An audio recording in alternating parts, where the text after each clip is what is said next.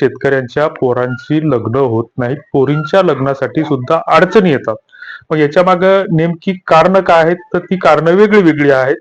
मात्र मग आपण काय करतो, की याच्यामधला जो काही समस्या आहे, तर त्या समस्यांची उकल किंवा उपाय शोधण्याऐवजी आपण सातत्यानं एकमेकांवर आरोप करत असतो आणि ज्याच्याकडे ह्या गोष्टीचं उत्तरदायित्व आहे, तर अशी लोक त्याच्यापासून कुठेतरी दूर असतात.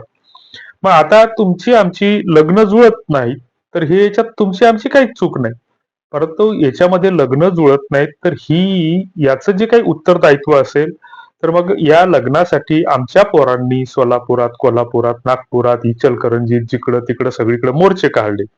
काहींनी घोड्यावर बसून मोर्चे काढले, काहींनी बाशिंग बांधून मोर्चे काढले, तर काहींनी हाताच्या नसा कापून रक्तानं मुख्यमंत्र्यांना पत्र लिहिले. अशा घटना अनेक ठिकाणी घडलेल्या आहेत. आणि मग लग्नच जुळत नाहीत, त्याचा नादच सोडून दिला, तर त्याच्यातली काही पोरं आमची दारू प्यायला शिकली, काहींनी झाडाला लटकून फाश्या घेतल्या.